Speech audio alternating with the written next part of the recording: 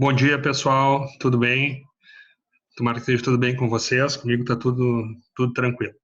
Bom, a aula de hoje é sobre núcleos da base, não é? Vamos falar um pouco sobre essas estruturas tão importantes, não é, no controle de postura e movimento e em outras tarefas, não é, realizadas pelo sistema nervoso central. Vocês vão ver também com o nome de gânglios da base. Gânglios da base não é a terminologia mais correta, porque gânglio é um conjunto de neurônios que fica fora do sistema nervoso central. Então, a terminologia mais correta são núcleos da base, não é? E o que são os núcleos da base? Que estruturas compõem os núcleos da base? Aí vocês vão ter o seguinte, vocês vão ter uma série de autores colocando algumas estruturas no núcleo da base, outros colocando outras estruturas nos núcleos da base. Então, tem várias definições de núcleos da base. E uma coisa interessante dos núcleos da base é que os núcleos da base, eles fazem o quê? Eles pegam estruturas de diferentes porções do sistema nervoso central. Vai ter estruturas que vão estar lá no telencéfalo, vão ter estruturas que vão estar no diencéfalo, vão ter estruturas que estão no mesencéfalo, não é? Os núcleos da base são conjuntos, são grupamentos de neurônios que não são restritos a uma determinada região, não é? São grupamentos de substância cinzenta, não é? Com corpos de neurônios que não são restritos a uma determinada região. Então, aqui a gente tem alguns dos núcleos da base, volto a dizer, de acordo com o autor, não é? Algumas estruturas são ou não consideradas núcleos da base. Aqui a gente tem, isso seria uma visão lateral, não é? É lógico que a gente removeu todas as estruturas que estão em volta aqui. Então, aqui nós temos o núcleo caudado. Olha aqui, ó. Esse núcleo que parece um chapéuzinho aqui, ó, faz essa volta aqui, ó. Tá? E no final lá a gente vai ter o corpo amidaloide, não é? A amígdala. A amígdala normalmente não pertence mais ao sistema límbico, não é? Alguns autores colocam a amígdala pertencendo à base, mas normalmente não, isso não é colocado, tá? Putamen, não é? Globo pálido, depois a gente vai dar uma olhada melhor. Então, tem várias estruturas que pertencem a esses núcleos da base. Nessa figura aqui, a gente pode dar uma olhada um pouquinho melhor nos principais núcleos da base, não é? Isso é um corte coronal do encéfalo humano, não é? Aonde nós temos o quê? Aonde nós temos o núcleo caudado aqui, ó. Isso seria um corte, se a gente voltar na outra figura, seria um corte aqui, ó, cortando esse núcleo caudado, não é? Depois, nós temos o globo pálido, não é? Aqui, ó, globo pálido aqui. Globo pálido porção externa e porção interna. Nós vamos ver que também algumas pessoas utilizam globo pálido porção lateral e porção medial, não é? O putamen, a gente tem o estriado, não é? Que é o conjunto caudado putamen.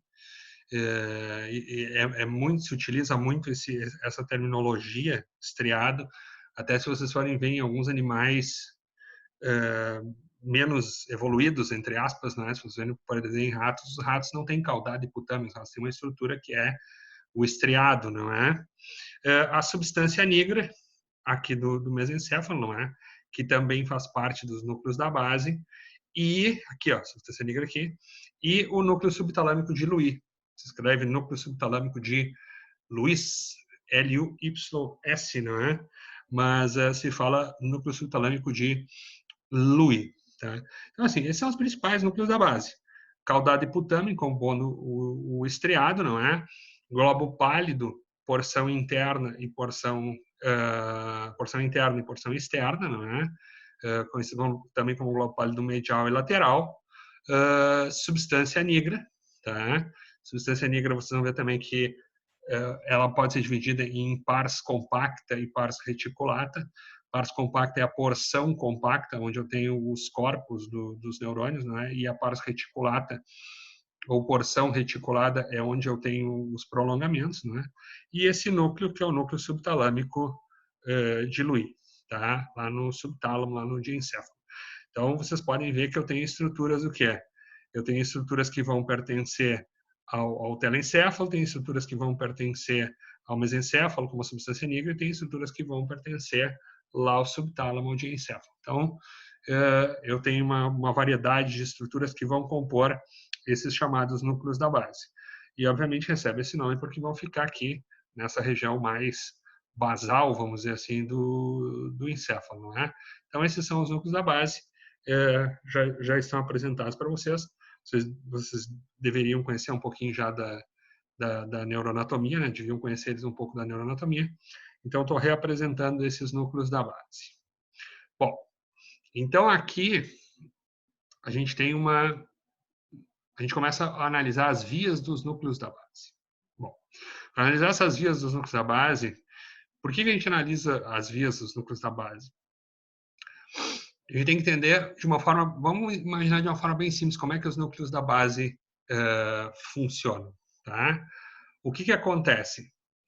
É como se eu tivesse o seguinte, imaginem que eu tenha o seguinte, eu vou realizar um movimento, tá? Esse movimento vai ser realizado pelo córtex motor, um movimento voluntário, certo? Então, as fibras vão sair do córtex motor para realizar esse movimento voluntário. Só que antes de realizar esse movimento, é como se eu fizesse o seguinte. É como se eu fizesse isso aqui, ó. As fibras vão sair do córtex, de diferentes porções do córtex, mas elas fazem o quê? Elas fazem isso aqui, ó. Elas, como se elas consultassem os núcleos da base antes. Então, o que acontece? As fibras que vêm de diferentes córtices, né? Que vêm do córtex motor primário, que vêm do córtex somatosensorial, elas fazem o quê? Elas vão fazer, e que vêm da área motora suplementar, elas fazem o quê? Elas vão começam o caminho, enviam fibras até o estriado, não é? E aqui eu vou ter toda uma circuitaria como se fosse consultar, como se fosse ajustar esse movimento. Depois que é feita essa consulta, não é? Se faz o quê? Depois que é feita essa consulta, eu vou ter isso aqui, ó. Essa informação volta para esses córtices e aí sim, de lá do córtex motor vai sair o quê? Vão sair as fibras que vão formar o córtico espinal lateral, tá? Desses córtices aqui vão sair as fibras que vão formar o córtico espinal lateral, certo? Então, é como se eu enviasse fibras para fazer uma consulta, essa consulta ela é feita, esta informação volta após essa consulta, e aí eu faço o quê? Depois que essa informação volta, aí sim que sai o córtico espinal lateral para que o movimento seja efetivo, tá? Então, essa é a lógica de funcionamento dos núcleos da base. Então, a gente tem que seguir esse caminho que os núcleos da base fazem, tá? Então, o que acontece? A informação sai desses córtices aqui e faz o quê? E vem para o caudado hipotâmico, tá? Vai chegar nesse estriado, tá? Quando chega nesse estriado, o que acontece? Esse estriado, ele faz o quê? Ele, não está representado aqui, mas ele faz o quê? Ele tem conexões de ida e volta com o quê? Conexões de ida e volta com a substância negra. É como se o estriado consultasse a substância negra. Tá? Aqui tem uma via que vai ser muito importante, não é? Que é a via nigroestriatal. Essa via, depois a gente vai ver ela melhor, é uma via que faz o quê? É uma via que vai partir da substância negra e vai voltar para o estriado. Essa via nigroestriatal é uma via dopaminérgica, ela secreta dopamina. Tá? Mas o que acontece? Aqui no estriado, não é? Eu tenho o que é? Aqui nesse estriado, essas fibras secretam dopamina, mas eu tenho dois tipos de receptores. Eu tenho receptores D1, que é essa fibrinha preta aqui, ó, tá levando dopamina, e aqui no estriado eu tenho receptores D1, e tenho receptores do tipo D2, tá? A diferença é que os receptores do tipo D1, eles são excitatórios, e os receptores D2, eles são inibitórios. Os dois secretam dopamina, dopamina é o principal neurotransmissor dessa via nigroestriatal, e só tem receptores diferentes. Vocês vão ver que o que mais vai nos interessar, não é? Principalmente quando a gente for falar sobre a doença de Parkinson, é essa via aqui, ó, que secreta dopamina, não é? E eu tenho aqui receptores inibitórios, né? Receptores do tipo D2. Tá? Bom, daqui desse estriado, podem haver dois caminhos, tá? Pode haver um caminho que é o seguinte: as fibras podem passar diretamente para o globo pálido porção interna ou porção medial, não é? E depois as informações partem para quê? As informações partem para o núcleo ventro anterior e ventro lateral do tálamo. E depois voltam para esses córtices aqui, para o córtex motor suplementar, córtex motor primário e córtex somatosensorial, tá? Principalmente para o córtex motor suplementar e para o córtex motor primário. Tá? Então, olha aqui, ó. Isso é um caminho que pode acontecer, ou seja, as fibras saem desse estriado, né? Quando ela sai, a informação sai desse estriado, chega até o globo pálido de porção interna, depois se comunica com o tálamo desses núcleos e depois volta para esses córtices. Esse é um caminho possível, mas tem um outro caminho. Essa informação pode sair do estriado, tá? E pode fazer o quê? E pode chegar nesse globo pálido porção externa, tá? E depois as informações se ativam, vão informações até o núcleo subtalâmico diluir, o núcleo subtalâmico diluir processa essas informações, devolve para o globo pálido e aí depois segue o mesmo caminho. Vento anterior e vento lateral do tálamo e volta para o tronco encefálico, volta, perdão, para o córtex, tá? Esta via aqui, ó, que parte do estriado e vai para o globo pálido porção interna, e depois vai para o tálamo, e depois vai em direção aos córtices, ela é chamada de via direta. Essa outra via que faz o quê? Essa via que parte para o globo pálido porção externa, depois vai para o núcleo subtalâmico, e depois volta para o globo pálido porção interna, e depois vai para o tálamo e vai para o córtex, ela é chamada de via indireta. Por quê?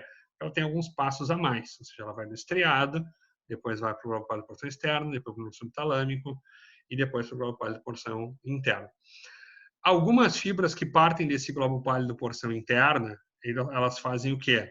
Elas descem, né? Elas vão descender e vão atingir aquele sistema ventromedial. Aquele sistema ventromedial que vocês vão ter o quê? Que vocês vão ter retículo espinal, vestíbulo espinal, tá? Que nós falamos anteriormente, que é aquele sistema que ajuda a controlar a musculatura axial, tá bom? Então, alguma informação pode partir aqui, não é? Podendo atingir até o córtex espinal ventral também, tá bom? Mas o foco principal nesse momento é o quê? O foco principal é essa via, essa volta aqui, tá? O que acontece? O que acontece é que tem que haver um equilíbrio aqui. Eu envio essas informações do córtex, essas informações vão passar por aqui e depois vocês vão ver que essas vias vão gerar inputs excitatórios e inibitórios e tem que haver um equilíbrio, tem que haver um retorno dessa informação excitatória e inibitória e aí, a partir daqui, desse equilíbrio, é que vai sair o quê? É que vai sair a informação para a minha medula espinal. Sempre que eu tiver algo que desequilibre isso, sempre que eu tiver um desequilíbrio nessa função, a gente vai ter o quê? A gente vai ter distúrbios de movimento. Por exemplo, se vocês lesarem unilateralmente o núcleo subtalâmico diluir, o paciente faz hemibalismo, que é um distúrbio motor muito sério. Ele joga partes do corpo, né? Tem movimentos balísticos com parte do corpo, ele joga parte do braço, né? Então, o equilíbrio da informação nesses núcleos da base é muito importante. Se vocês desequilibrarem essa informação, esse circuito de informação aqui, vocês desequilibram o que volta para o córtex de vocês e isso acaba gerando um distúrbio de movimento, certo? Então, isso é bem importante, não é? Notem também que a maior parte dos núcleos da base não vai ter nenhuma conexão com os motoneurônios de tronco, não é? Não sei o que está saindo aqui do globo pálido interno, mas vocês não têm, por exemplo, uma via nigroespinal. Isso não existe. Ou seja, sair informações da substância nigra para a medula espinal. Então, é como se fosse um circuito interno aqui, algumas coisas saem do globo pálido interno e vão para o tronco, e depois vão para a medula espinal, não é? Uma informação vai ali, mas não é o principal, vamos dizer assim, não é? Alguma comunicação existe, mas não é o principal, tá? Bom, Então, depois dessa primeira vista, não é, que nós temos desse sistema todo, a gente tem que começar a entender com certos detalhes. Aqui começam os detalhes. Tá? Isso aqui é basicamente um esquema mostrando exatamente a mesma coisa, tá? Exatamente mostrando o mesmo sistema, tá? Só que de um modo mais detalhado. Bom, o que eu quero que vocês entendam? E, lógico, eu coloquei aqui os principais sistemas neurotransmissores, tá? Eu não coloquei sistemas neurotransmissores não tão comuns, como encefalina, por exemplo, que também existem aqui, tá bom? Bom, mas assim, ó, o que nós temos aqui? Primeiro, a gente tem que imaginar o seguinte: todas as sinapses glutamatérgicas, elas são excitatórias. Tem que lembrar isso, tá bom? E todas as sinapses GABAérgicas, elas são o quê? Elas são inibitórias, tá? Todas as sinapses dopaminérgicas que se ligam a receptores D2, elas são inibitórias, certo? Ponto. Então, isso aqui é a primeira coisa que a gente tem que entender para entender esse esquema. O que significa ser excitatório e o que significa ser inibitório? Ser excitatório significa que causa uma despolarização, causa uma excitação, e esse estímulo tende a propagar para frente. Ou seja, por exemplo, o córtex cerebral, ele faz o quê? Ele tem sinapses glutamatérgicas com estriado. Ele vai ativar os neurônios do estriado e os neurônios do estriado vão lançar o neurotransmissor que eles têm, certo? Então, esse é o primeiro ponto que a gente tem que entender. Por exemplo, aqui do globo pálido, da porção lateral, não é, do globo pálido externo, eu tenho o quê? Eu tenho sinapses inibitórias com o núcleo subtalâmico. Ele inibe o núcleo subtalâmico. Tá? Bom, então o que acontece? Numa situação normal, vai acontecer o quê? Eu vou ter a via direta e a via indireta, aquelas vias que eu falei para vocês, elas vão ter um balanço de excitação, de ativação e de inibição, certo? E esse balanço é o balanço que vai voltar até o córtex cerebral, tá? Depois a gente vai ver que em situações patológicas, como por exemplo no mal de Parkinson, esse balanço ele é quebrado. E aí quando se quebra esse balanço, o paciente começa a ter uma série de problemas motores, tá bom? Bom, então vamos lá. Vamos fazer o seguinte, vamos ver primeiro a via direta. Olhem só, sigam comigo. Córtex cerebral estimula o estriado. Estimulei o estriado aqui, tá? O estriado faz o quê? O estriado faz o seguinte: o estriado lança GABA no globo pálido na porção interna ou medial.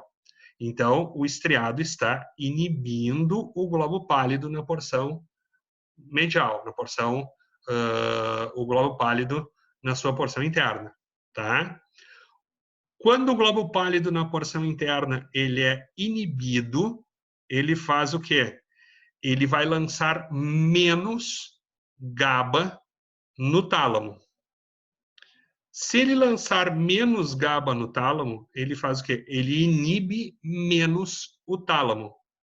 Se eu inibir menos o tálamo, vai acontecer o quê? O tálamo libera mais glutamato de volta para o córtex. Por isso que a via direta é uma via de ativação. Ela é uma via que faz o quê? É uma via que vai devolver uma excitação para esse córtex cerebral. Tá bom?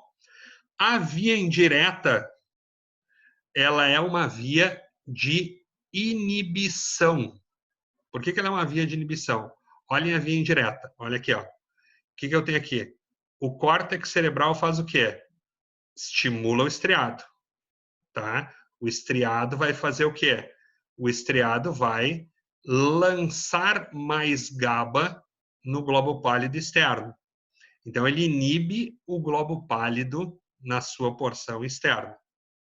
Quando eu inibir o globo pálido na porção externa, ele lança menos GABA no núcleo subtalâmico, diluir.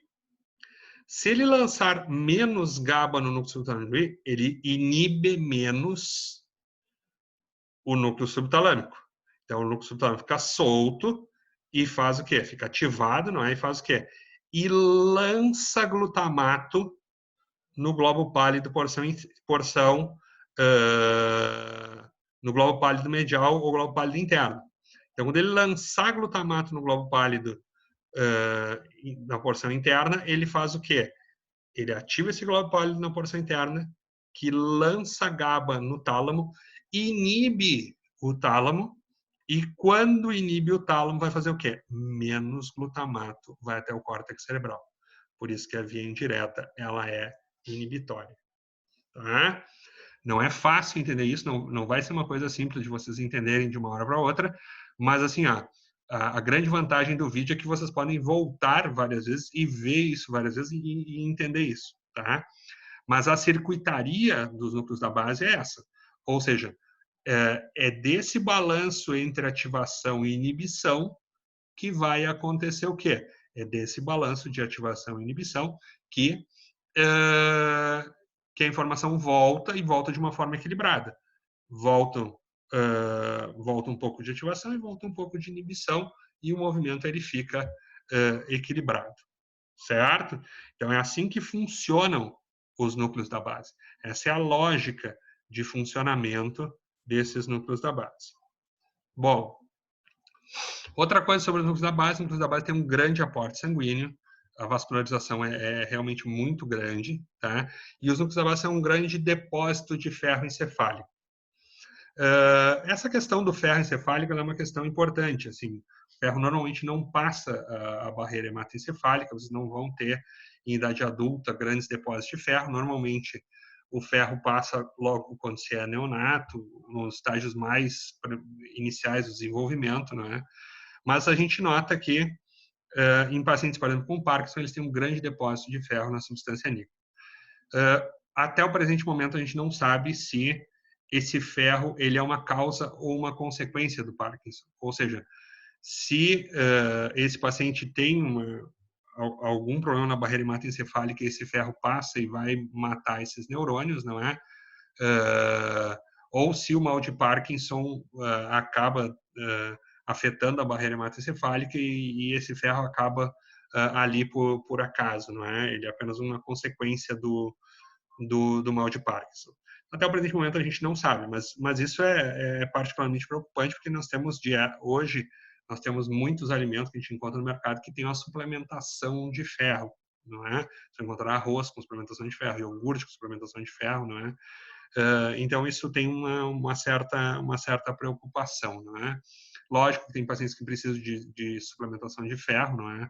Principalmente em situações de anemia, não é? Isso não pode ser ignorado, mas também é uma coisa que se pensa muito sobre a incidência do Parkinson, se ela vai ser afetada, se realmente o ferro for uma das causas, né?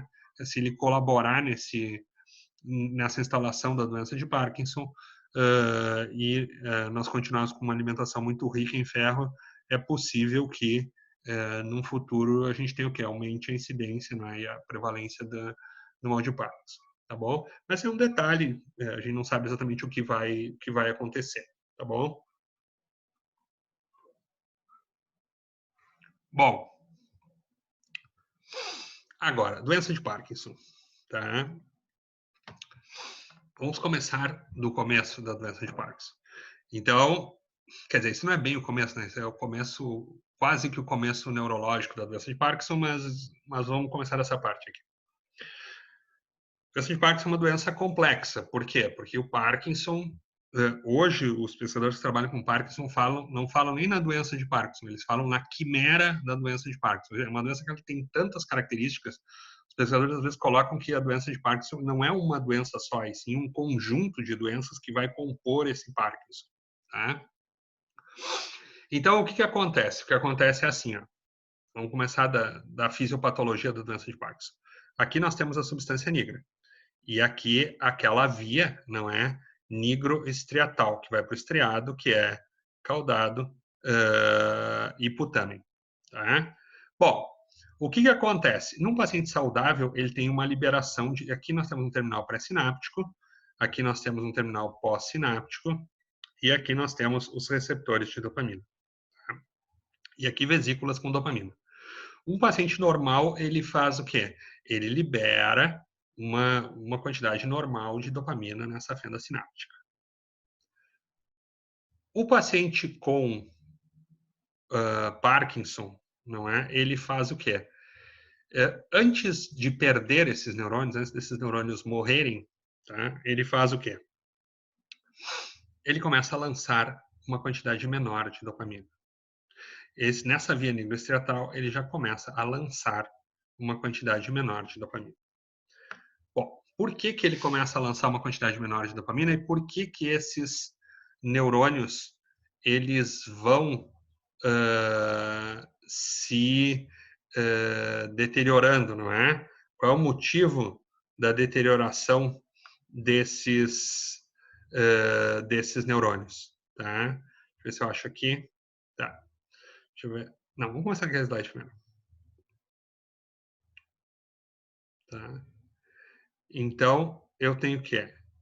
Eu tenho aqui uma proteína. Essa proteína aqui que está marcada em vermelho é a alfa-sinucleína. Tá? Tá aqui, ó. Escrito aqui, alfa-sinucleína. Está marcada em vermelho. O que acontece? Para que eu lance um neurotransmissor, eu preciso fazer o quê? Primeira coisa, eu tenho que ter canais de cálcio nesse terminal pré-sináptico. Ou seja, entra cálcio nesse neurônio, a vesícula se funde e lança o neurotransmissor. No caso aqui, dopamina. Tá? Bom, só que esta fusão da vesícula, ela depende de várias moléculas. Tá? Ela depende de uma série de moléculas. Moléculas que ficam aderidas na membrana da vesícula, moléculas que ficam na membrana plasmática e moléculas que ficam no citoplasma. Tá? Então, eu preciso dessas moléculas. Se eu quebrar estas moléculas, a quebra dessas moléculas faz com que a vesícula não consiga ser liberada. Um exemplo clássico de composto que quebra moléculas que fazem a ligação dessa vesícula com a membrana pré-sináptica é o Botox. O Botox ele vai agir lá nos neurônios que secretam acetilcolina lá na placa motora e ele faz o quê? E ele impede essa ligação e a pessoa não consegue lançar a acetilcolina de uma forma adequada e faz uma paralisia flácida, não é? É muito utilizado para paralisar alguns músculos que o indivíduo quer, por exemplo, tirar alguma ruga de expressão, quer tirar alguma marca de expressão, quer tirar, queira paralisar um pouco o músculo para harmonizar mais a face. Então, isso é uma coisa bem comum, bem conhecida. Tá? Então, o que acontece? A alfa-sinucleína, existem várias proteínas que participam desse processo de fusão da vesícula com a membrana plasmática. VAMP, SNAP, SNER, sintaxina, tem vários nomes. Se vocês pegarem uma revisão sobre isso, vocês vão ver que são dezenas de moléculas. Tá? Mas a alfa-sinucleína participa disso também. Tá? Só que a alfa-sinucleína, ela faz o quê? Enquanto ela está isolada, quando ela está num monômero, isso funciona super bem. Certo? Então, isso vai funcionar super bem. Só que por algum motivo que a gente não sabe, nos pacientes com Parkinson, essa alfa-sinucleína, ela faz o quê? Ela começa a se agrupar. Ela começa a se agrupar não mais em monômeros, mas em oligômeros, já vai ter algumas juntas, não é? Depois ela começa a formar redes de fibrila. E aí o que acontece? E aí este processo de lançamento do neurotransmissor já não ocorre adequadamente. Como esse processo não ocorre adequadamente, não é? Depois vocês vão ver, esse neurônio vai começar a fazer o quê? Ele começa a se degenerar, ele começa a degenerar suas extremidades, não é? E vai até a morte do seu corpo celular, tá? Então, muito da doença de Parkinson tem a ver com o quê? Com essa alfa-sinucleína que faz o quê?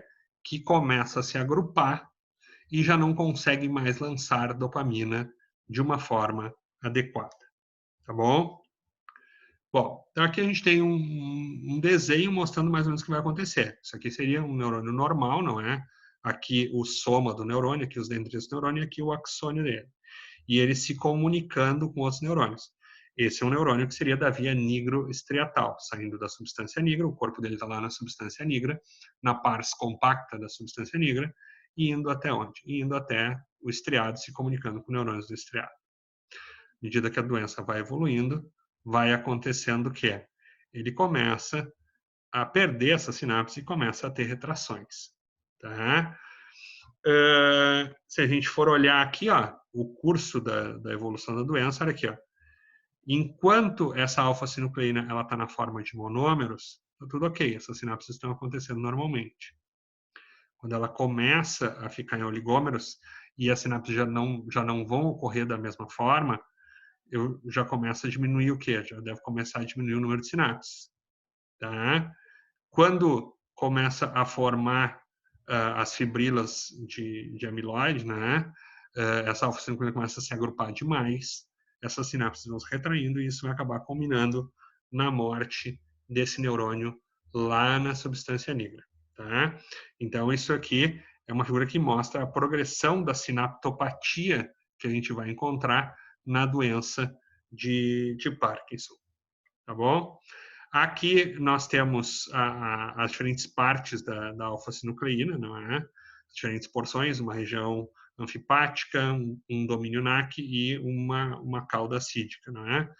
Então, normalmente a agregação acontece aqui nesse domínio NAC. E aqui nós temos digamos, a evolução dessa agregação que vai acontecer da alfa-sinucleína. Forma saudável seria os monômeros, depois a gente começa a ter oligômeros, depois começa a ter uma pré-fibrila amiloide, não é? E depois nós temos a fibrila amiloide. Tá? Então, isso aqui, a evolução da doença, ela vai nesse sentido aqui. Então, quanto mais monômero o indivíduo tiver, mais saudável é a sinapse.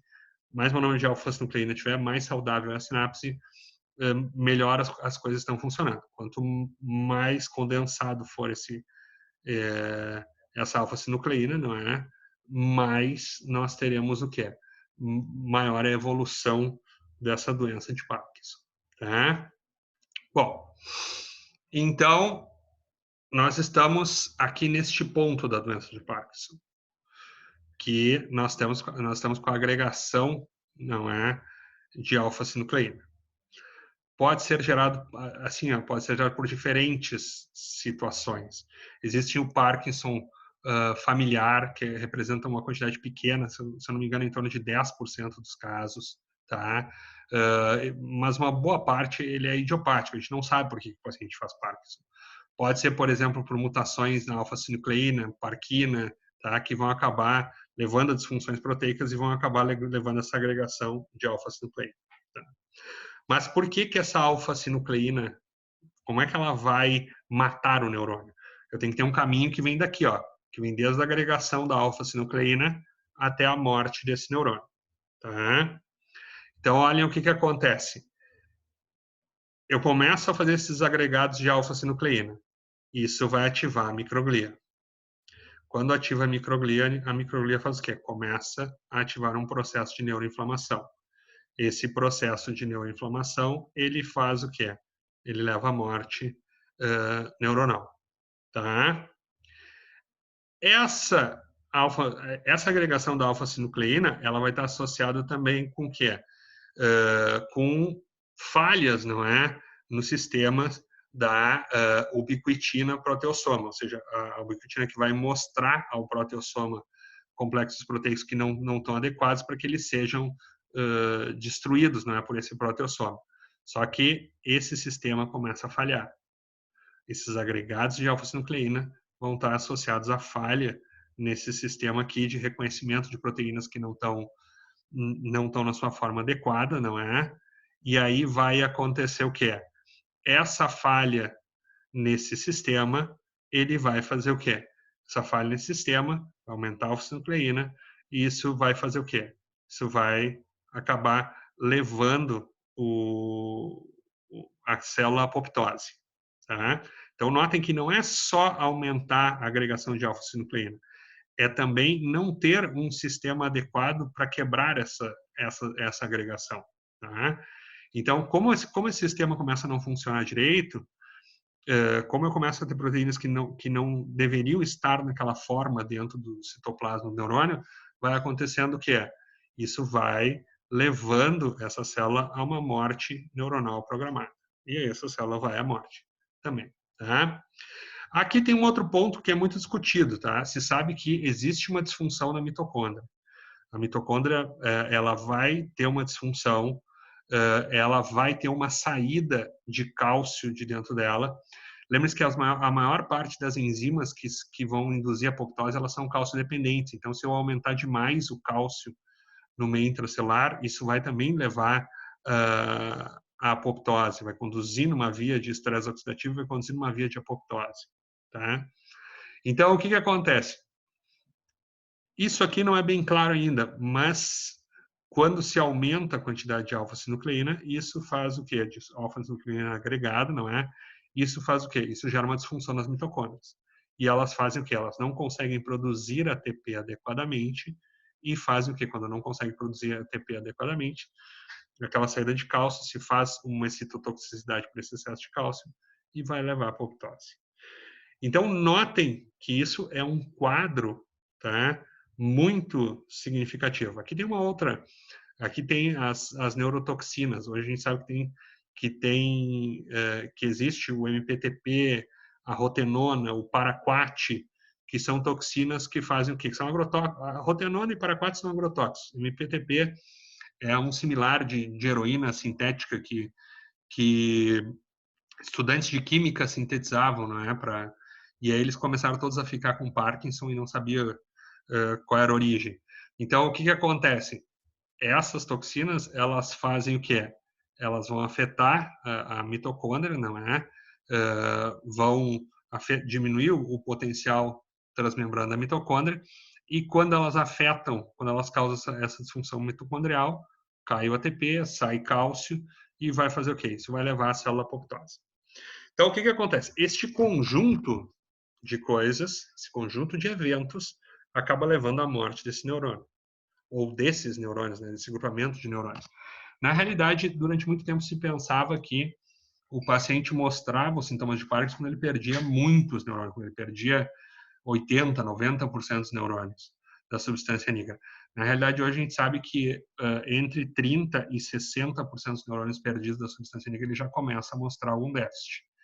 Então, o que acontece? Essa morte neuronal vai causar o quê? Vai causar os sintomas motores e depois vai causar os sistemas não motores, vai começar a causar déficits cognitivos nesse paciente. Não pensem que é uma doença que ela faz assim, que ela afeta só a substância negra, que ela mata só neurônios dopaminérgicos da substância negra. Não, ela é uma doença que ela vai matar muitos outros neurônios. E vai matar não somente neurônios dopaminérgicos, vai matar também neurônios com outros sistemas de neurotransmissão também. Mas é principalmente neurônios dopaminérgicos. Tá? É o principal achado que nós temos aqui, tá bom? Então, isso aqui é um quadro que dá uma noção geral para vocês sobre a parte neuroquímica que vai acabar induzindo esse Parkinson. E aí, o que acontece se esses neurônios morrem? Tá? Se morrem principalmente esses neurônios dopaminérgicos da substância negra e principalmente esses neurônios que se projetam para locais do estriado onde tem receptores do tipo D2. Vamos dar uma olhadinha no quadro aqui, ver o que acontece. Olha aqui, ó. Eu tenho isso aqui, ó. Córtex cerebral faz o quê? Ativa o estriado. Quando ativa o estriado, o que vai acontecer? O estriado inibe o globo pálido medial ou interno. Se inibe o globo pálido medial interno, ele libera menos GABA no tálamo e vai acontecer o quê? O tálamo libera a quantidade normal de glutamato. Tá? Perfeito. Olha aqui, ó. Esta via aqui, ó, esta parte do estriado aqui, ó, eu tenho neurônios que têm receptores para dopamina, mas são receptores do tipo D1, que não é tão afetado durante o Parkinson. Lembre-se que morrem predominantemente os neurônios, não é? Que liberam que vão liberar, não é? Aonde eu tenho receptores do tipo D2. Então, o que acontece? Esta via direta, ela está íntegra, vamos assim dizer. Então, a via direta, ela tem um pontinho aqui de ativação, tá? Agora, vamos dar uma olhada no que acontece na via indireta. Olha aqui, ó. eu não estou inibindo isso aqui, ó. Ou seja, eu não matei esses neurônios que liberam dopamina nesses receptores aqui, tá? Então, olhem o que acontece. Esta parte do estriado aqui, ó, eu não consigo inibir ela. Porque olha aqui, ó, eu iria liberar dopamina é inibitório e eu iria inibir essa parte aqui. Se eu não consigo inibir essa parte do estriado, o que vai acontecer? Ela vai liberar mais GABA no globo pálido. Quando ela liberar mais GABA no globo pálido, e ela vai começar a liberar muito mais GABA no globo pálido, quando ela liberar muito mais GABA no globo pálido, ela vai inibir muito o globo pálido. E o globo pálido vai liberar muito menos GABA no núcleo subtalâmico. E isso vai fazer o quê? Se eu liberar muito menos GABA no núcleo subtalâmico, o núcleo subtalâmico vai fazer o quê? Ele vai ficar mais ativado. E quando ele ficar mais ativado, ele vai fazer o quê? Ele vai liberar muito glutamato no globo pálido porção interna. Então, o núcleo subtalâmico faz o quê? Ele joga muito glutamato aqui, ó, nessa porção medial do globo pálido, o globo pálido interno. Ele ativa muito essa porção. Quando ele ativar muito esse globo pálido interno, vai acontecer o quê? Eu vou inibir muito o tálamo. E quando eu inibir muito o tálamo libera pouco glutamato no córtex. Muito pouco glutamato no córtex. Então, o que acontece? No Parkinson, a via indireta, ela faz o quê? Ela diminui muito a sua atividade. Ela faz o quê? Ela faz uma grande inibição. Isso explica muitas coisas, não é? Por exemplo, o paciente parkinsoniano, ele é impregnado. É muito difícil para ele começar um movimento. Então, vocês imaginem o seguinte, vocês têm o córtex cerebral, vocês enviam uma informação para os núcleos da base. Os núcleos da base fazem o quê? Numa situação normal, eles processam essa informação e devolvem o seguinte, devolvem uma carga equilibrada de ativação e inibição. Se vocês fazem o seguinte, se vocês mandam informações para os núcleos da base e vocês fazem o quê? Se vocês mandam informações para os núcleos da base e os núcleos da base fazem o quê? Ele trava o córtex. Isso faz o quê? Isso dificulta começar um movimento. Isso vai tornar o paciente impregnado. Né? Então, isso é uma coisa muito importante. Alguém poderia dizer assim, mas por que o paciente treme? Não é? Isso pode ser relacionado pelo seguinte, porque tu tem um desbalanço da liberação de neurotransmissores. Sempre que tu causar um desbalanço na liberação de acetilcolina lá na musculatura, isso vai causar tremor. Vou dar um exemplo para vocês. Se um dia vocês... se uma água viva, mas uma água viva bem forte, daquelas... tipo aquelas em garrafinha, não é? Que tem que a gente viu no litoral de Santa Catarina, pelo litoral de Santa Catarina, de tempos em tempos. Se vocês tiverem uma queimadura muito forte com aquilo, tá? Qual é o objetivo daquele animal? O objetivo daquele animal são dois. O primeiro objetivo é afastar qualquer predador pela dor que vai sentir. E o segundo objetivo é paralisar eventuais presas, não é? Eventuais pequenos organismos que possam ser digeridos por ele. Então, essa seria a principal ideia, não é, dos venenos. Muitos dos venenos, a função deles é paralisar. Qual é o objetivo quando uma cobra pica um animal? É paralisar esse animal para que ele faça o quê? Para que paralisar e deixar esse animal tranquilo, para que ele não ataque a cobra de volta, não é? E para que ele fique paralisado e que ela possa digerir esse animal. Então, alguns venenos têm enzimas digestivas, não é? Juntos. Então, o que acontece?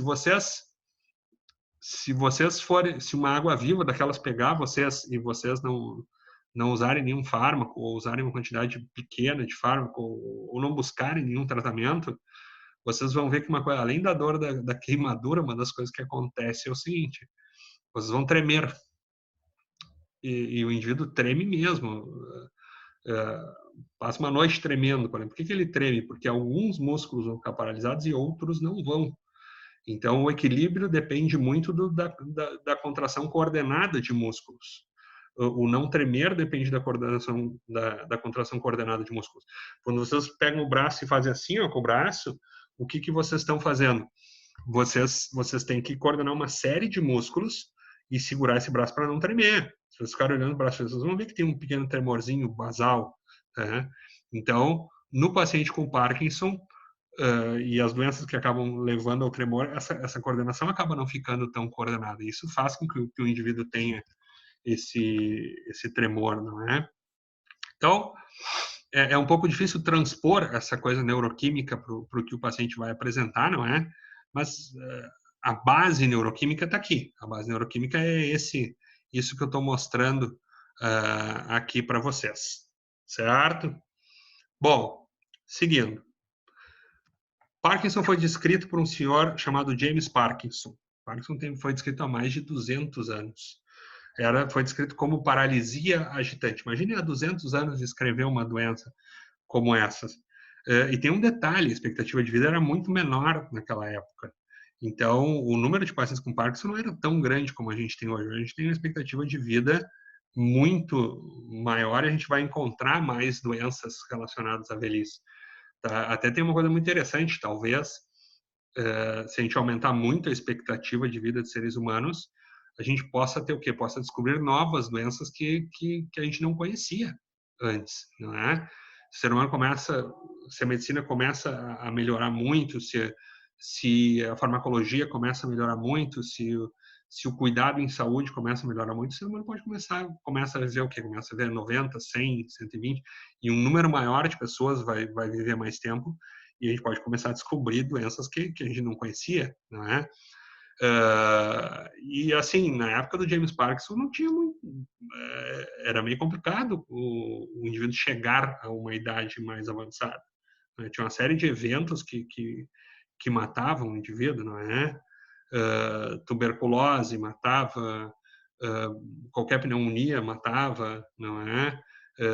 Então, os tratamentos eram uma fratura maior matava o paciente. Então, assim, chegar até uma certa idade era uma coisa meio complicada. Então, ele descreve essa doença de Parkinson como uma paralisia agitante. Então, ele diz que tem características hipercinéticas, como, por exemplo, o tremor, que seria a parte agitante, vamos dizer assim, e tem características hipocinéticas, como, por exemplo, o fato do paciente ter a cinesia, ele ter dificuldade de iniciar movimentos, ele ser bradicinético, não é? Então, ele coloca ele explica muito bem essas características da doença de Parkinson. Vamos dar uma olhada um pouco na epidemia, não é? Esses dados, assim, ó, existem vários estudos epidemiológicos, existem várias previsões, tá? Mas aqui a gente tem resultados de um determinado estudo. Lógico que alguns vão mostrar um pouquinho mais, um pouquinho menos, vão mostrar de acordo com diferentes países, de acordo com diferentes populações, mas é mais ou menos por isso aqui que eu estou mostrando para vocês. 1 a cada 273 indivíduos. Crescimento, se espera que em 2040, isso é um estudo do começo dos anos 2000, né, que 2040, em 40 anos, vai ter subido entre 119% a 231%. Então, tem estudos que levam a um crescimento de 119% e outros até 231%. Então, o aumento da expectativa de vida vai aumentar muito a quantidade de pacientes com Parkinson, não é? De 5 a 10% dos casos são herdados, é o Parkinson familiar, não é? Apenas 4% dos pacientes de Parkinson são abaixo de 50 anos. Muitos deles têm um Parkinson que é conhecido como Parkinson Plus, que é uma forma muito agressiva da doença e que tem uma das características são quedas para trás. O paciente ele sofre quedas para trás e muitos pacientes, se eu não me engano, 30% dos pacientes morrem de trauma cranioencefálico por quedas para trás. Eu teve um amigo meu que fez esse Parkinson Plus, não é? Fez esse Parkinson muito jovem, não é? E ele teve uma queda para trás dentro da piscina da casa dele. Detalhe é que a piscina estava vazia, não é? Não foi a óbito, né, mas teve uma série de fraturas, poderia ter ido a óbito por isso. Parkinson é uma doença que é bastante seletiva para homens, né? 91% dos pacientes com Parkinson são homens.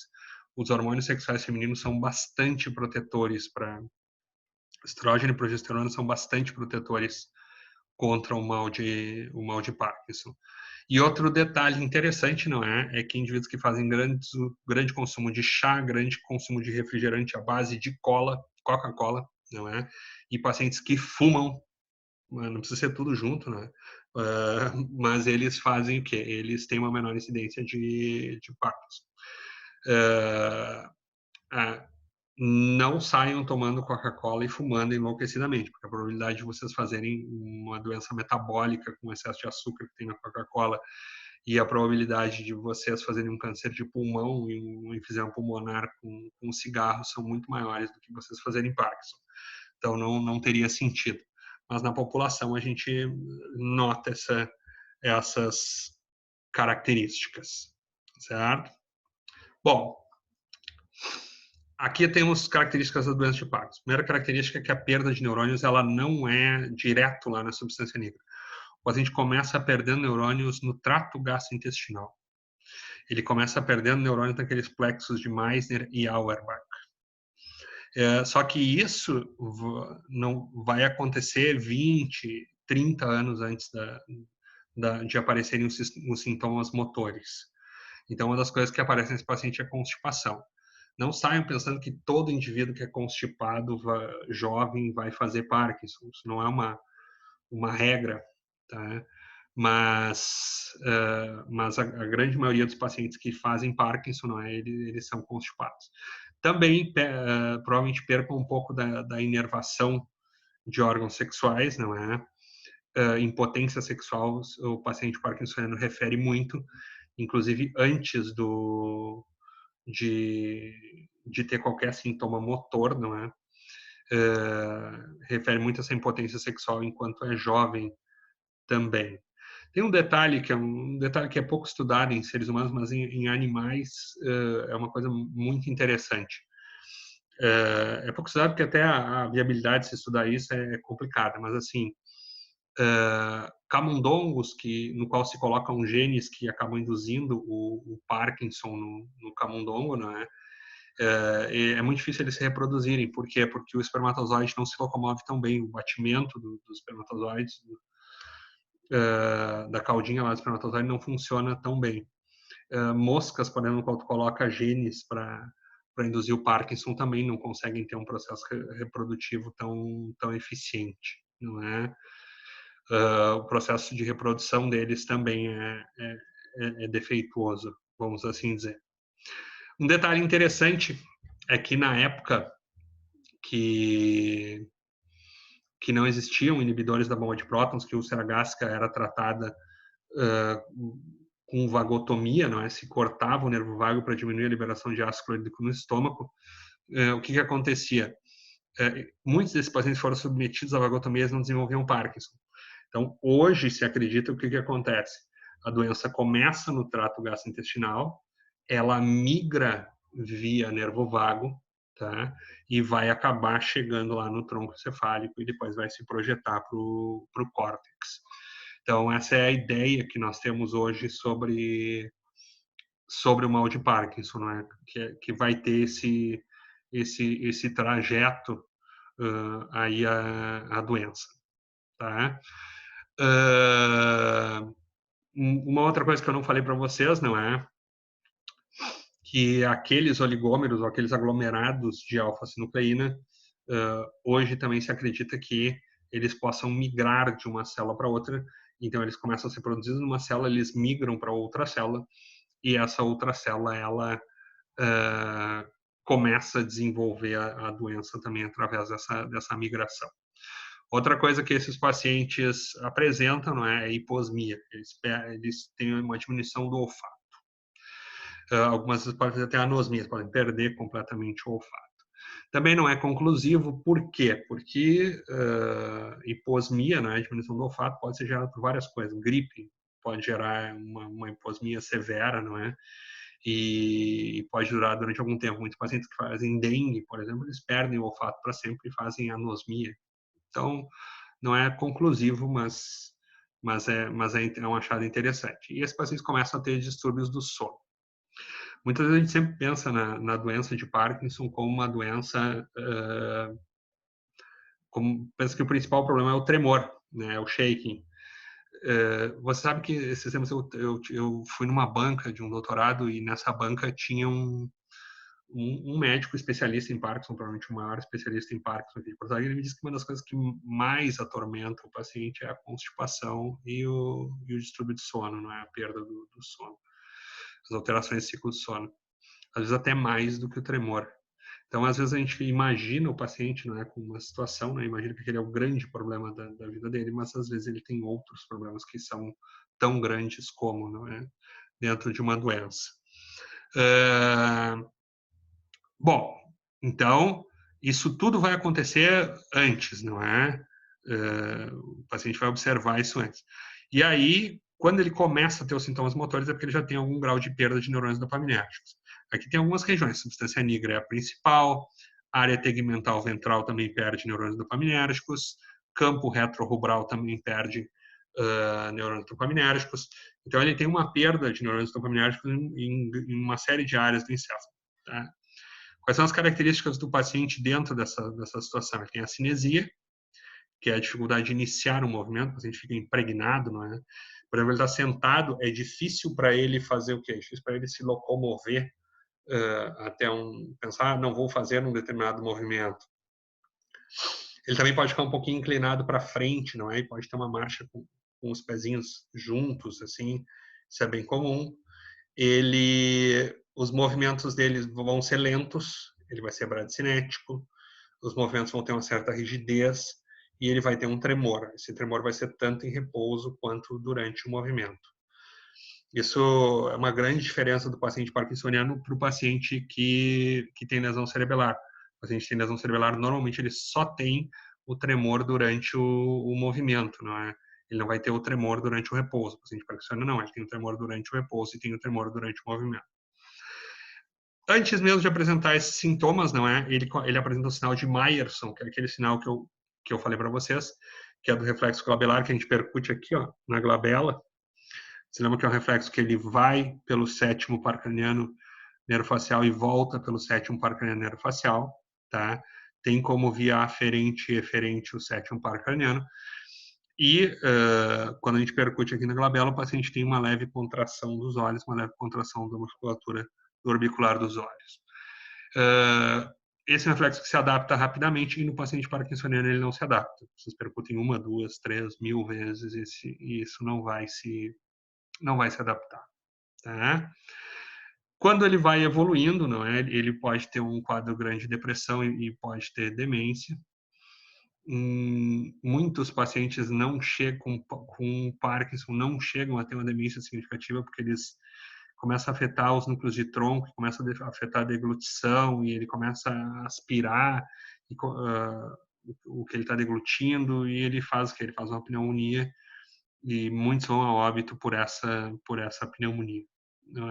É uma causa morte bem comum, não é? O paciente evolui ao óbito, o paciente parkinsoniano evolui ao óbito por pneumonia. Se vocês bloquearem os receptores D2, vocês induzem o parkinsonismo. Parkinsonismo não é a mesma coisa que doença de Parkinson. O parkinsonismo é quando o paciente expressa os sintomas e não necessariamente ele tem a doença. Por exemplo, se vocês usarem aloperidol, que é uma droga que vocês podem usar em alguns casos para tratar pacientes com esquizofrenia, uma das coisas que o paciente faz, ele faz um parkinsonismo. Isso é temporário, vamos dizer assim, né? Ele apresenta o quadro do Parkinson, mas não é que ele tenha a doença. Tá? Um outro detalhe é que uma coisa que ajuda muito na morte desses neurônios é o cálcio dentro da célula. Então, uma outra teoria para a morte desses neurônios é que acontece assim. A substância nigra ela funciona também como um marca-passo, então ela tem descargas rítmicas, não é? E quando se é jovem, essa despolarização rítmica da substância negra, ela é feita porque tu tem um neurônio da substância negra e tu tem canais de sódio, intra-sódio. Só que à medida que a gente vai envelhecendo, vai acontecendo o quê? Esses canais de sódio eles vão sendo substituídos por canais de cálcio.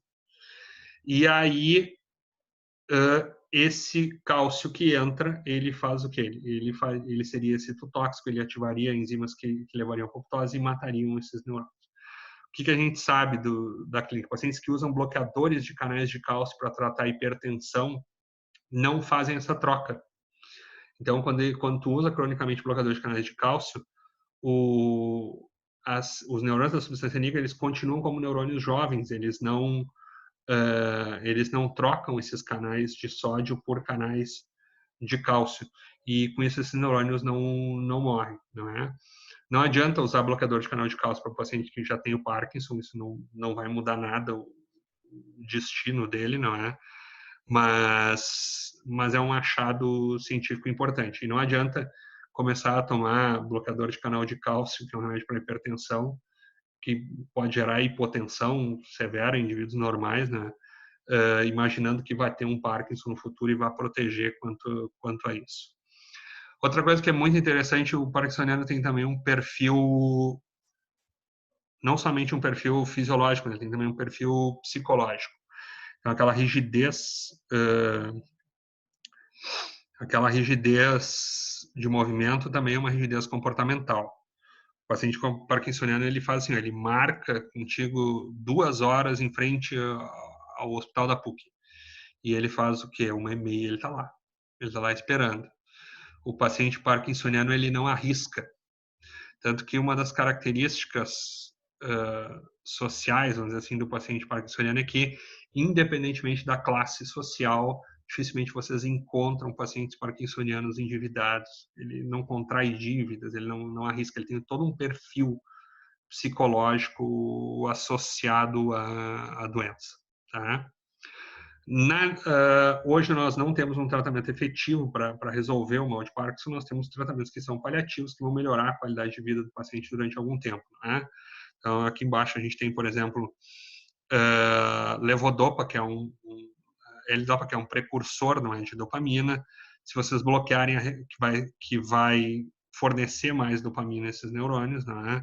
Bloqueadores da recaptação de dopamina, que vai fornecer também mais dopamina. Existem alguns procedimentos neurocirúrgicos que são utilizados para o Parkinson, que acabam tendo um bom efeito. O uso de marca-passos, não é? Que vão estimular determinadas regiões do encéfalo. Então, isso funciona razoavelmente bem em alguns pacientes, não é? Vocês vão conhecer isso muito melhor quando forem para a neurologia. Não é o objetivo da neurofisiologia estudar isso. Bom, esse é um artigo muito interessante, não é? É o artigo do Braque. O Braque teve uma série de artigos no qual ele descreveu bem a doença de Parkinson, não é? E hoje muito se fala sobre os estágios de Braque na doença de Parkinson. Então, se vocês forem... o Braque é quem surge com a ideia de que a doença surge no trato gastrointestinal, migra via nervo vago, começa a tomar conta do tronco e aí depois ela passa em direção ao resto do sistema nervoso central. Então, aqui a gente tem um processo, a evolução, não é? Um quadro mostrando a evolução, o caminho que a doença faria, não é? No sistema nervoso central. E o interessante é que é um caminho exatamente inverso ao processo de mielinização do sistema nervoso central. Então, isso indica que, de certo modo, a gente subestima o papel da glia, não é? Dentro da evolução dessa doença, não é? Talvez tenha um papel muito mais significativo do que a gente imagina sobre a doença. Parkinson mudou o mundo, pessoal. Você acredita que Hitler era parkinsoniano? Aqui a gente tem um movimento típico que ele está fazendo, que é o que aqui é o braço, não é, que fazendo a saudação nazista, não é? E aqui nós temos ele segurando o outro braço para não mostrar o tremor. Como é que o Führer ia mostrar o seu tremor, né? Como é que a raça superior ia mostrar o seu tremor? Ele não podia fazer uma coisa dessa. Então, se hoje nós não temos um mundo dominado pelo nazismo, talvez se deva ao mal de Parkinson, porque o parkinsoniano não arrisca, é difícil para ele mudar de ideia, é uma coisa complicada para ele. Então, o que, que acontece? Quando houve a, a invasão, né, houve o dia D e os aliados invadiram lá pela Normandia, se eu não me engano, né? A história não é meu forte. O que, que acontece? O Hitler demorou um bom tempo para tomar a decisão de mudar a rota das tropas dele, não é? Porque ele tinha uma ideia fixa. Então, ele não aceitou a opinião dos generais dele, não mudou o caminho das tropas dele, e aí ele perde a Segunda Guerra Mundial. Também na invasão de Stalingrado, ele perdeu uma parte muito significativa da tropa, porque ele queria Stalingrado, não é? E literalmente eles morreram de fome e frio lá em Stalingrado, os alemães, mas o Hitler não recuou, embora muitas pessoas dissessem para ele que ele deveria ter recuado em Stalingrado. Parkinson ajudou que a gente não tivesse um regime nazista instalado, não é? Dentro do mundo, né? Então, essa incapacidade de mudar comportamentos é uma coisa bem característica essa coisa engessada, assim, é uma coisa característica do paciente parkinsoniano. Estou dizendo que o paciente parkinsoniano é nazista ou qualquer coisa disso, não tem nada a ver uma coisa com a outra, tá? Mas estou falando sobre a dificuldade de mudar de ideias, a dificuldade, enfim, de ter esse comportamento mais duro, vamos assim dizer, essa rigidez comportamental, vamos assim falar. Que tem uma figura clássica, não é, do Führer, é rara, mas é clássica, o Führer de óculos. E como é que o Führer vai usar óculos, né? Como é que o, o grande mentor da raça ariana vai ter uma doença que ele não consegue nem ler direito. Então, mas na realidade tinha, né? Tinha todas as doenças, como todo mundo tem. O Hitler tinha uma série de patologias, né? Tinha uma série de doenças. E então essa é uma figura bastante clássica. E aqui a gente vê a deterioração do sistema motor dele, a assinatura dele como variável de 1919 a 1945. Tem um detalhe interessante que é o seguinte, né? Lógico que um indivíduo desse assinava várias vezes por dia, várias coisas. Então, não sei se era tanto uma deterioração do sistema motor, mas a assinatura não fica lá essas coisas, a gente assina várias vezes. Mas a caligrafia é uma coisa que o paciente vai perdendo, né? O sistema motor se deteriora bastante com essas doenças que afetam o movimento, né? Como a doença de Parkinson. Esse é o John Nash. Não sei se vocês se lembram de um filme, Uma Mente Brilhante. O John Nash, ele era esquizofrênico e, e ele se tratava, uma parte do filme ele está sendo tratado com haloperidol, que é um bloqueador de receptor D2 de dopamina. E aí vão visitar ele, se vocês olharem esse filme, vão visitar ele na casa dele, ele está sentado na varanda e perguntam como é que andam as coisas. Ele responde que está muito difícil pensar, que está muito difícil se locomover, que é muito difícil fazer os cálculos dele usando aquela quantidade de haloperidol. E se vocês olharem, ele está fazendo o quê? Tem um leve tremor, assim, ele está com parkinsonismo naquela época. Esse é um dos grandes problemas, né? Quando se trata o paciente com esquizofrenia com haloperidol, muitos deles, eles pode passar da dose, não é? E ele faz o quê? Na esquizofrenia, muitos pacientes, eles têm um aumento de receptores para dopamina, não é? E no Parkinson, ele perde neurônios dopaminérgicos. Então, muitas vezes, quando tu faz o quê? Quando tu bloqueia esses receptores D2, o paciente sai da esquizofrenia, mas ele não fica no estágio normal. Ele faz o quê? Ele pode atravessar esse estágio normal e pode ir em direção ao parkinsonismo. Então, muitos pacientes reclamam que não é agradável a sensação de dificuldade de começar movimento, a sensação de um embotamento mental que é difícil pensar. Então, os pacientes, muitos referem esse tipo de problema aí. Michael J. Fox. Michael J. Fox também é um paciente famoso, né, com Parkinson. Ele tem uma fundação que é a Michael J. Fox Foundation e apoia várias pesquisas com Parkinson. De Volta para o Futuro é um dos meus filmes favoritos, né? A trilogia eu gosto muito. O Michael J. Fox, e realmente ele faz um trabalho muito importante ajudando grupos que estudam Parkinson. Não há o que falar de negativo do Michael J. Fox, não é? Só o Michael J. Fox tem uma coisa muito interessante, né, do Parkinson dele. Ele fez um Parkinson muito jovem, como todos sabem, não é comum esse Parkinson bastante jovem, e eles faziam um seriado, uma série de TV americana, e vários atores também fizeram esse mal de Parkinson. E uma vez ele foi perguntar, né, por que os atores tiveram mal de Parkinson, e eles colocaram que tinha sido por causa de uma tinta que havia no estúdio. Não sei, o pessoal da faxina não fez esse mal de Parkinson, o pessoal da limpeza acabou não pegando esse mal de Parkinson, né? Sei lá, o pessoal de Hollywood às vezes é meio desregrado, né? Talvez algum tipo de droga que tenha utilizado, que tenha matado neurônios dopaminérgicos, não é exatamente aquele grupinho que fazia o seriado em alguma comemoração, não é? Então é uma pena, né? Um grande ator, mas ele continua com uma atividade muito importante com a fundação dele de apoio à pesquisa e tratamento do mal de Parkinson. Outra coisa que mal de Parkinson é muito comum em agricultores, principalmente onde se utiliza muita rotenona e paraquat. Não quer dizer que vocês vão comer uma alface e vão desenvolver mal de Parkinson, não é? Mas, assim, acreditem, existem populações de agricultores que eles mexem o local onde tem o herbicida com a mão, né? Então, eles diluem o herbicida com a mão, para vocês terem uma ideia de como isso funciona. Então, algumas populações rurais, a incidência de mal de Parkinson é muito grande, porque tem um contato muito grande com esses herbicidas, principalmente rotenona e paraquat. A gente vive num momento que está se aumentando muito o uso de herbicidas, não é?